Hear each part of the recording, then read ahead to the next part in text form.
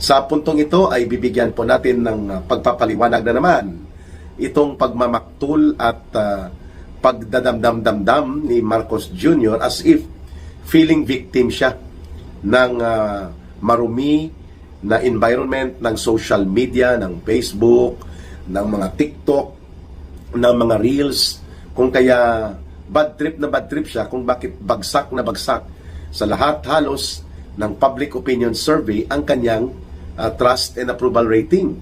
So sinisi ni Marcos Jr.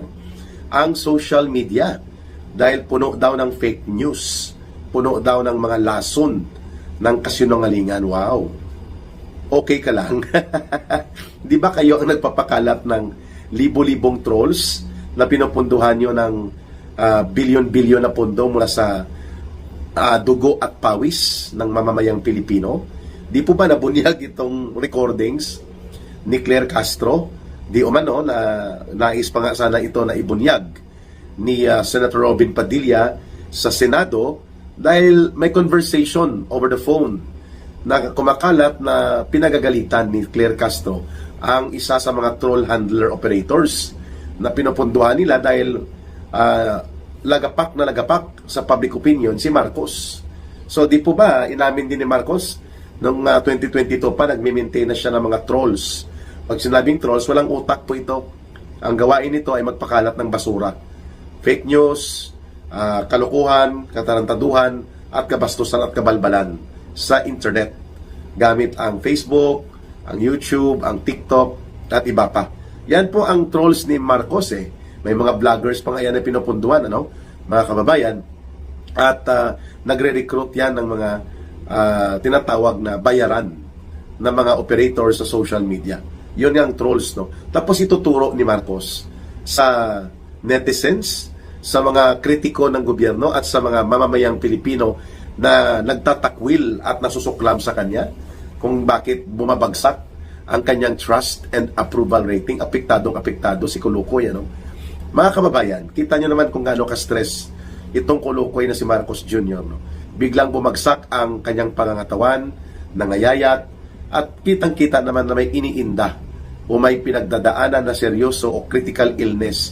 Ayaw lang aminin dahil nga natatakot na matatanggal sa kapangyarihan at mapapalitan siya ng isa na namang Duterte sa pamunuan. So, ano ba ang pinagmamaktul ni Marcos Jr.? Ano ba ang kanyang inaangal at pa-victim effect siya dito sa kunwari ay pagkalat di umano ng mga negatibong balita laban sa kanyang gobyerno sa social media, sa internet? Aba, disisihin niya ang sarili niya kung bakit siya sinusuka at itinatakwil ng taong bayan. Kasi hanggang ngayon, hindi pa rin niya inaamin na kahit booking na ang lahat ng ebidensya at dugtungang kriminal ng mga nangyari sa pangungulimbat at pandurubo sa kabanang bayan, lalo na ang 1.4 trillion pesos na pundo na ninakaw sa flood control projects na ito. Siya ang itinuturo na mastermind. Siya po at ang kanyang pinsan. Pero nagkukunwari at niloloko niya ang taong bayan at ang sarili niya, nuknuka ng pagkasinungaling. Yan nga ang tawag sa kanya ni Manong Chavit Singson. Nuknuka ng pagkasinungaling sapagkat iba ang kanyang mga sinasabi kung may mikropono at may mga telebisyon na nagsusubaybay sa kanyang mga pananalita, pero sa likod nito, iba din ang ginagawa pagkatapos. O ibig sabihin po, walang ibang dapat sisihin si Marcos kung bakit sumambulat ang iskandalo ng pagnanakaw at pangungurakot dahil kagagawan din nila ng kaswapangan ng kanyang pinsan. Di po ba? Bakit pumalag si Saldico kay Marcos at kay Romualdez? Kasi hindi na niya kayang i-produce at pigain pa na mag-deliver pa ng 2 billion pesos per month bilang kota ni Marcos sa kanya. Kay Marcos alone, hindi pa kasama kay Romualdez. So hindi nakakayanin ni Saldi kung saan pa niya kukunin. Kaya nga nagdisenyo sila noon na pagkatapos nilang katayin at gawing sindikato ang budget, ay maghahanap si Saldico at mga sindikato na grupo nila ng contractors na magka-cash advance upang doon ibagsak ang nanakawin ng mga pera sapagkat madidelay ang process of payment niyan dahil may government procurement mechanism and may mga standards pa na susundan para hindi halatang halata na hinigop ng pundo, ika-cash advance sa mga kontraktor. Yan ang ginawa din ni Sandro Marcos. Yan din ang ginawa nila Romualdez kung bakit may mga ledger at may mga listahan ng mga pangalan ng kongresista at mga politiko at opisyal ng gobyerno sa kay Yuse Cabral. Ganon din po sa files ni ng mag-asawang Diskaya. At even kay Saldico, mayroon siyang mga listahan kung sino-sino ang nasasangkot at nilalapitan nila para makapagpiga ng pondo para yung sugapa at suwapang na uri ng panggobyerno ni Marcos at Romualdez matustusan. Mantakin mo 2 billion pesos per month ang kota kay Saldico at hindi pa kontento.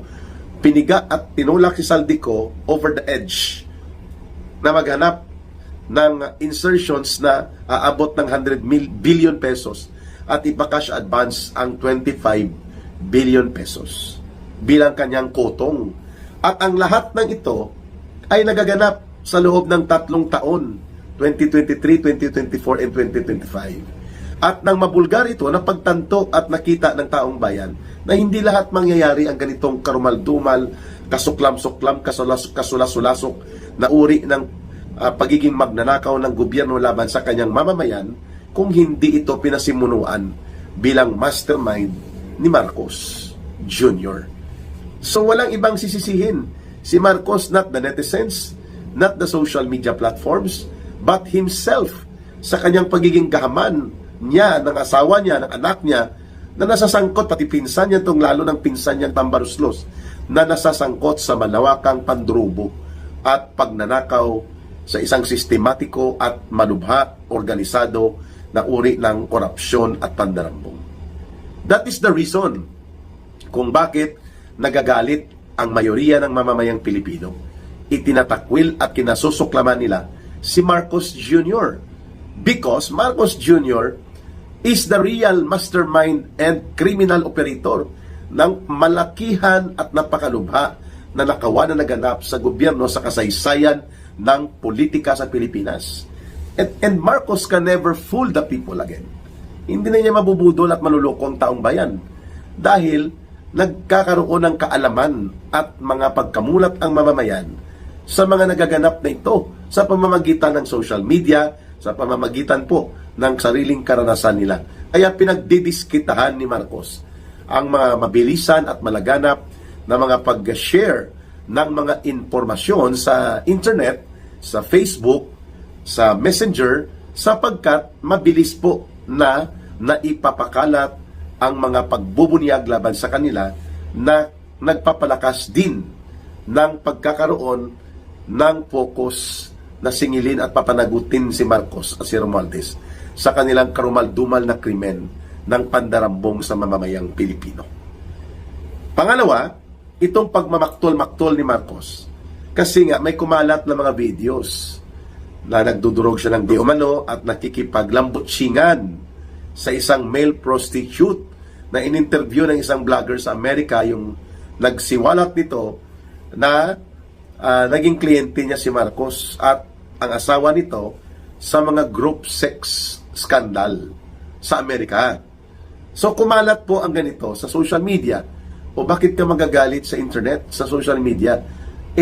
Ikaw din ang dapat magpaliwanag niyan. Bakit hindi mo habulin si Dane Chase, si Maharlika, upang sampahan ng kaso kung totoong wala silang hawak na ebidensya hinggil dito sa sinasabi nilang pag-i-expose sa iyong perverted sexual life, pagduduresidente ka na. If these people, like Miss Maharlika and Dane Chase, are not on the side of truth and they are only doing manufactured propaganda, fake instigation of the people through fake materials, why not file cases against them so that they will be given the time to prove their case against you in proper court forum? Pero hindi Ang pinagdiskitahan ni Marcos ay ang pagkagalit niya na mabilis daw na kumakalat sa internet, sa social media, ang mga lason ng kasinungalingan na tawag niya. Ikaw mismo ang pinakasentro ng lason ng kasinungalingan, hindi ang mamamayang Pilipino. Na the only way for them, sa mamamayang Pilipino, na maka-access ng impormasyon ay ang free access sa social media.